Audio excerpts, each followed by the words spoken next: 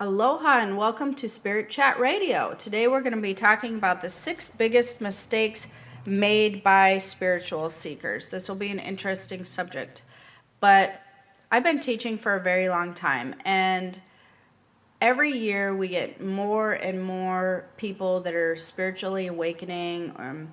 They're on a new spiritual path. They're coming into their own as far as their spiritual journey goes. And we get just more followers every year.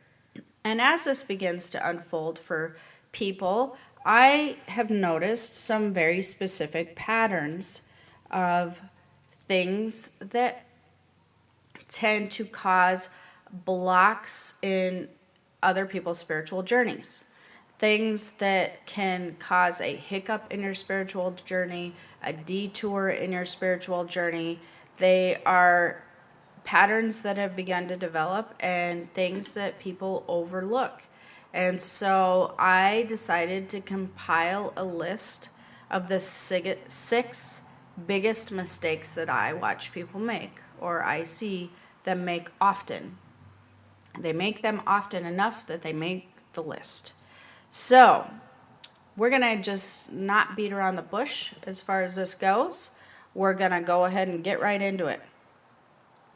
Mistake number 1, biggest mistake number 1, is forcing yourself to live a life you are uncomfortable with. When you become a spiritual seeker or you're on a new spiritual journey, you're learning to understand yourself from a spiritual aspect. You want to become more familiar with it. You want to learn to nourish this side of yourself. You want to begin to feel your spiritual body. This is one of the hardest things that people have an adjustment making, like one of the most hardest adjustments that people have. Forcing yourself to live a life you are uncomfortable with. What does that mean? Well, for example, you hate your job, your relationship is toxic, you feel the need to always be responsible, or you focus on money. You find that as you get older and you begin to be more what people call responsible, or you begin to be a responsible adult, most often than not, people will find themselves in situations that they're uncomfortable with, relationships and jobs specifically. They will find that they're not happy in their job, or they're not happy in their relationship, or one of them is toxic, and they yet force themselves to live their life over day to day. You spend the most time in your relationship and your job. They will force themselves to continue on with this life even though that they are uncomfortable with it. That is a huge mistake because it will contradict all of the things that you're trying to work towards. Now, that doesn't mean that I want people to run out and quit their jobs and get divorced. Absolutely not. But it does mean that you need to learn to rectify these situations sometime in the future. So, for instance, let's take a job. If you hate your job, but you are the main breadwinner, is your main source of income, what will not be a mistake is if you plan for the future, as in, I'm going to figure out a way to make an income doing something different than this, or something I enjoy doing, or I'm going to figure out how to get myself out of this particular job situation to where I feel like I'm not being treated so crappy, or that I actually like the people I work with. I'm going to make a plan to do so. That's not making a mistake. That's being proactive. Now, that's being proactive on your spiritual journey. However, just deciding that you're going to tackle all other aspects of your spiritual life, and that the job is basically easy, but you don't want to put any of your time and energy into getting yourself a new job, not nothing, I guess. But you don't want to put any effort into being more comfortable in your workplace, then that is a huge mistake. And like I said, this is a mistake that I see over and over and over again. People will try to do all of these things that I'm going to name on the list in a positive manner, and then yet they will really try to force themselves to live a life that they're uncomfortable with. Relationships, that's another aspect that I see often. They are in a relationship that they've been in for 28 years, 45 years, or even 2 years. But it's one that is not, and it can be a significant other relationship, could be a friendship, could be a family member relationship, whatever. But it's one that is not uplifting and bringing the best parts of each other out. It's not bringing the best version of you forward and the other person forward. Yet you force this relationship to be. You force it to try to just maintain it. You just force it consistently, even though that you're not vibing together and you're not bringing out the best in each other. You just force it to be. It's a huge mistake. Mistake number 2 is not learning to connect with your spiritual body. This one really puzzles me because I'll get into explaining it, but this one puzzles me. So example, you ignore your intuition or psychic abilities or the energies which surround you. And you question these things, which that part's okay. But you don't learn how to connect with your spiritual body if you don't learn to pay attention to your intuition, if you don't learn how to tap into your psychic abilities or your psychic senses, which everybody has, no matter if you think that you do or not. If you don't think that you have them at all, you're just very out of tune with your spiritual body and your senses. So you need to learn how to become more in tune with your body, your spiritual body, and the energies which surround you. Energies, basically, I can get anybody to understand and admit to being able to read energies around them. It's easy to do. And most everybody can feel the vibe of a room or the vibe of a person, which the vibe is basically the energy, the vibration that they're putting off. That's what the vibe is. So it's interesting how many people will avoid learning how to fully connect in with their spiritual body. They will begin the spiritual journey, but they don't want to go full in when it comes to connecting with their spiritual body. They go, well, I don't really need to learn how to develop my intuition more, my psychic abilities, and I don't really know if I have the abilities, and I don't I'm going to read a lot on them. And that's really good and wonderful for you to do. Absolutely. Read as much as you can when it comes to learning how not to ignore your intuition and your psychic abilities and learning about energies which surround you. I highly suggest that. But there will be usually a point to where you want to learn more, progress more. You want to learn more on a one-on-one type situation as far as connecting with your spiritual body. And this is interesting to me because I teach a lot of classes. I teach 2 very specific ones on how to connect with your spiritual body.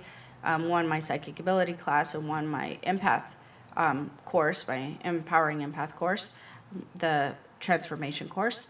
And I also do a lot of free stuff. I do my podcasting. I have my spiritual community and stuff. And a lot of people will want to become more spiritual and they'll want to go on this journey. But when it comes to really taking that to the next step and really learning how to connect with their spiritual body, they're like, oh, no. Like, I don't want to do that, or I don't want to spend the money doing that, or whatever. And I totally get not wanting to spend the money, but you can't necessarily have it both ways. If you don't have the knowledge, you need to spend some kind of money to get the knowledge, because somebody has the knowledge, right? So you might buy an ebook that's $2.99. You might do a class, which is more money. But sometimes you do have to spend some money to gain more knowledge. And there is a lot of free stuff on the internet. But just for those of you out there who are wanting to learn to connect with their spiritual body and just do some research and try to find free information out there. There is some good free information out there. You want to be careful of the type of information that you're consuming as well, because I do have a lot of people who come to me in my spirit community and say, just the other day, somebody came to me and was like, how do I get this negative energy that's attached to me off of me? I'm like, what are you talking about? There's no negative thing, negative entity attached to you. The number one sign that somebody is trying to scam you out of money, they will tell you there's some negative entity attached to you. It doesn't work like that. Even though that you can have negative energies, try to get up all in your being and all that, and that part is real. If somebody specifically says there's a negative entity attached to you, run the other way or ask them how much do you want, because they're wanting more money to remove it. It's such a gag. That's been such a joke for so long. I can't believe that people still even believe that, but whatever. It's still working apparently, because then people give them more money. So you want to be careful of any materials that you're purchasing, especially if you're working really hard for your money. You don't want to just throw it away to anybody. That you want to check out their stuff, check out their free stuff, and if you resonate with them, then that might be a good place for you to head. And how do you tell if you resonate with them? Because you will be left with a good feeling, not like oh my God, how do I get this negative entity away from me? You won't be left with a crappy feeling of, oh geez, what's going to happen in the next 3 months? That's not going to happen. You're going to be leaving going, wow, that makes sense to me. I feel good about that information I just learned. I feel like more enlightened. I feel more knowledgeable. I feel like that was a positive experience. That's how you can tell if you're vibing with somebody and if somebody's giving you good information. Mistake number 3, you underestimate how easy it is to raise your vibration, i.e. having fun. This is something, again, I guess I wrote this list because some of it kind of shocks me of how people think things go. A lot of people just think that it is such work to raise their vibration. They try and they try and they try. There's a ritual. There's like hours and hours of meditation, and then you have to do cleansing and eating clean and whatever. You have to do all this stuff, and I just don't even want to try it. That's how discouraging it feels. People underestimate how easy it is to raise their vibration. You have fun. Fastest, easiest way to raise your vibration ever. It's not a joke. That don't cost you any money to have fun. You can watch a movie, you can laugh, you can have conversation, you can watch your kids play, you can watch your grandkids, there's so many ways to have fun without spending a dime. So here's an example. People stop having fun around the age of 12. That is real. You practice becoming more responsible adult after that. And so things start shifting. And then you think life should be different than when you were younger as an adult. So you kind of stop having fun around age 12. You practice being responsible as a young adult, and then or young teen, and as a young adult, you think life should be different than when you were young. Well, the funny thing is, it should be different. You should have more money now, so you should be able to do way more cool things. But it shouldn't be different in the aspect of having fun. It should be the same as having fun as when you were younger. So many people really just kind of throw that concept out the window when they feel like that they have bills to pay and a spouse or a significant other or family members to support or children to put through college, or I can just name so many excuses for not having fun. I really can. I can be right there with you and say, well, there's this and this and this.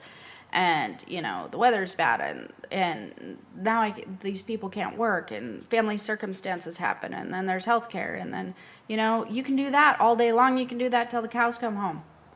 But it's really easy to raise your vibration by having fun. It's easy to have fun with your kids. It's easy to laugh with your kids. It's easy to do something that makes you and your significant other laugh, or family members. It's easy to just have a family meal and just talk about cool, fun things or things that make you laugh. It's easy to do. It's so much easier than I think that people realize. And like I said, you have more money when you're older. You should be able to be you, have so much fun like you did when you were younger, but like be able to pay for it now, right?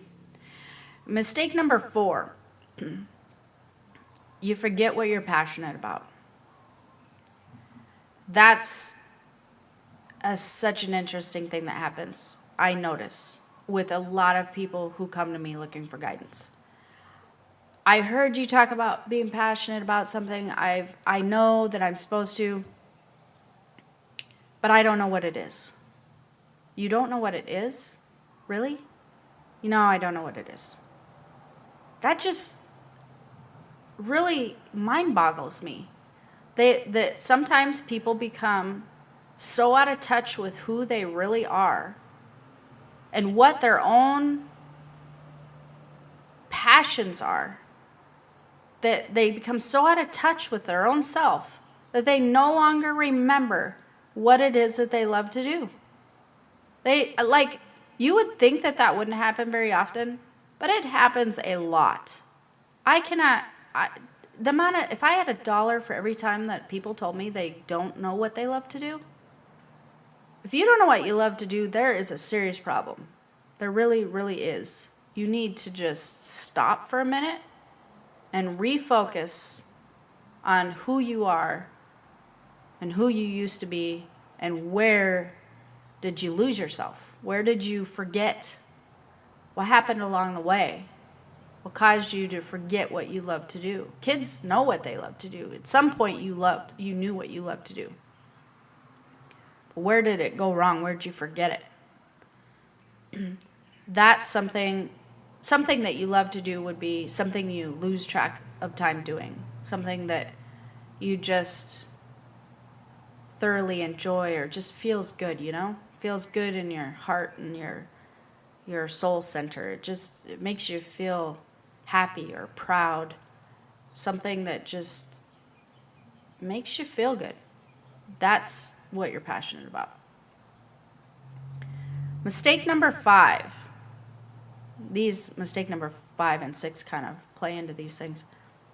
You live for others. For example, you put other people first often. So you neglect, what ends up happening is you neglect being the best version of you. Unless you get divorced, which again, the amount of times I've seen this happen is mind-boggling. And then suddenly people try to find that best version of themselves again. So you live for others. You put other people first often. You put your kids first. You put your significant other first. You put your mother first, your father first, your family first, your boss first, your coworkers first, whoever. Might be all those people, might be 1 or 2 of those people.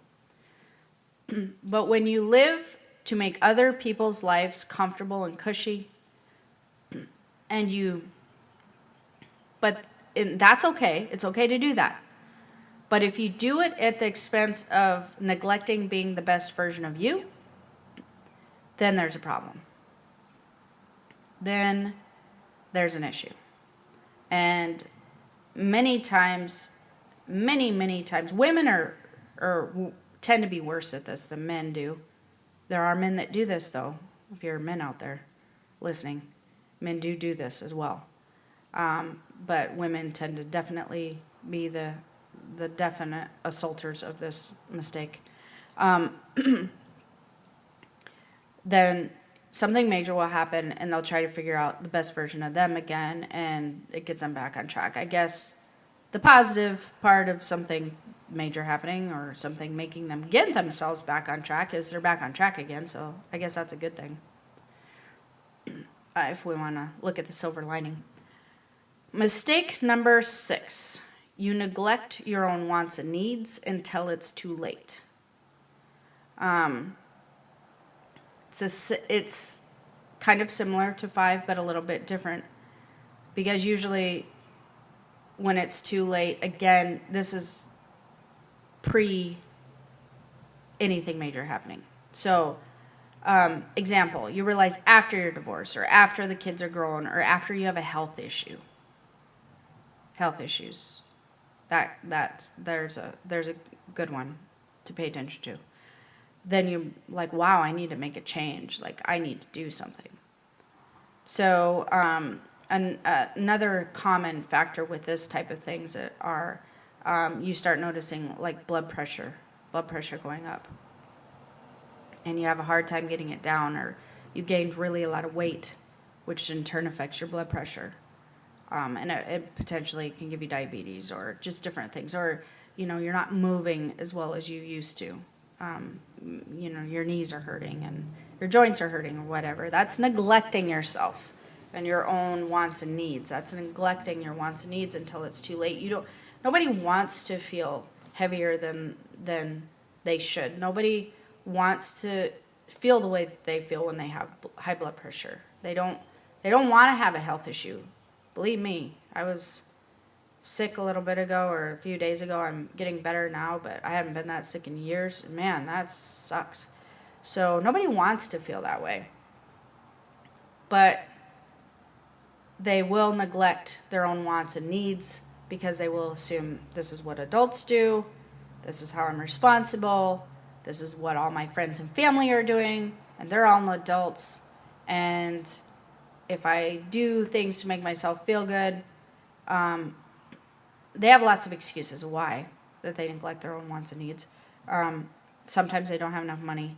Mostly, they're too busy doing things for other people. Next thing you know, it's like midnight. You're trying to go to bed, right? Or they just feel like they would rather spend the money on somebody else if they, instead of getting their, going to a gym or buying themselves new clothes or makeup or doing something where they're making themselves feel good about themselves. They'd rather spend that on their kids for this or something else for that, or, even if they have money. It's interesting because it's easy to put yourself on the back burner and not take care of yourself the way that you used to, as far as health and visually. People think when you take care of yourself visually that's like a selfish thing. You don't need to do that if you're married, You don't need to. If you're married and have kids, Yes, you need to. Yes, you need to.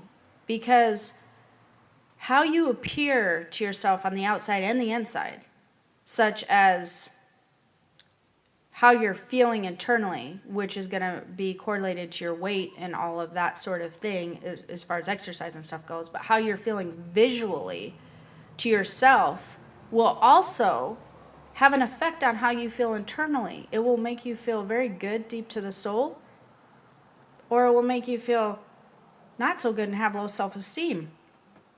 When you have low self-esteem, that affects choices and things that you do. It affects your life. It affects the best version of you. And, you're your own person that takes care of this specific body that you're born with. And you are the caretaker. And how you look on the outside is really a very good indicator of how well you've taken care of yourself, how much you value this body and this person that you are. And it doesn't feel good to look in a mirror and feel like you don't like who you're seeing in the mirror, or even if it's a visual aspect. That's not being selfish. That's you deciding you're not the best version of you. You want to be the best version of you. So let's go over this again really quickly. The 6 biggest mistakes you will ever make is mistake number 1, forcing yourself to live a life you are uncomfortable with. Like I said, if you're hating your job, you're hating a relationship, whatever, you're forcing yourself to live a life you're uncomfortable with. Maybe you hate your location. Maybe you don't. I don't know. Mistake number 2, not learning to connect with your spiritual body. Ignoring your intuition, your psychic abilities, the energies which surround you. I swear, every one of you, there's not one of you listening to this podcast that cannot feel energy or vibes from somebody. It's not going to take me or a class or any book of knowledge for you to be able to feel the vibe of a place or a person. So, not learning to connect with your spiritual body, learning to ignore those things. And then, kind of depriving yourself of the knowledge of learning how to connect with your spiritual body. Once you learn so far on how to connect with your spiritual body, unfortunately, you will need more knowledge. So you'll be able to learn a lot of things on your own. Absolutely, you will. Not spending a dime. But there will usually become a point, depending how far you want to go on your spiritual journey, where you'll need to potentially pay for more knowledge and mentorship and help on trying to learn what more advanced things are when it comes to your spiritual body. If you don't want to go that far, there's a ton of stuff you can learn on your own. Absolutely. Mistake number 3, underestimating how easy it is to raise your vibration and having fun. Don't forget to have fun. You stopped probably around 12. You became a responsible adult. You thought life should be different when you're older, you should be more responsible and serious. Life should be different. You should just have more money. Mistake number 4. You forget what you're passionate about. You no longer can remember what you love to do. Good Lord, if that's you, you really, really, really need to make some changes and tune into who you were, who you used to be. Because at some point, you did know what you were passionate about. When you were a child, you knew. You knew what you loved to do. Mistake number 5, you live for others, putting other people first. You neglect being the best version of you until things are too late or whatever. You suddenly find that best version again, which ties into number 3. You neglect your own wants and needs until it's too late, actually, was where that was supposed to go. And then you realize later, after the fact, after things went down the way you didn't want them to go down, then you realize you need to make a change. So you waited too long, basically. Waiting too long. So hopefully this was helpful. I'm just going to touch base on a few things that I have going on if you are on your spiritual journey and wanting to expand your knowledge and learn more. I do an array of free things, spiritual podcasts. I have a higher purpose learning group on Facebook, which I answer questions. That's my spirit community. I have over 100 and some podcasts, which if you haven't listened to them all, there's a ton of them for you to listen to. I give a lot of free info out there, but I've also written some ebooks and I teach classes. And I have different types of classes for different types of people. I have my psychic ability class that I open up a few times a year. You can check that out to see when it's going to open or get on the wait list if it's not open at www.psychicabilityclass.com. And right now I have my empath class open, www.empathclass.com, which that will be closing at the end of this month. I'm not sure how many times a year I will be offering that. But if you do want more one-on-one guidance, you want some more mentorship, you want some more advanced learning, then I do have things that, if my teaching resonates with you, I have stuff that you can learn from and get more advanced knowledge in. The other thing is, if you enjoy the show, I so much appreciate all the donations, but as always, if you enjoy the show, if you want to help it keep going, definitely pop over to patreon.com, patreon.com/Jennifer O'Neill. You can become a Spirit Chat member over there where we do some cool stuff. And I have a Facebook group where we go over a lot more spiritual knowledge as well. It's really cool. So pop on over there if you enjoy it. Every donation helps keep this little podcast rolling, and hopefully I will see you in one of those places at some point in the near future. Have a wonderful day. Aloha.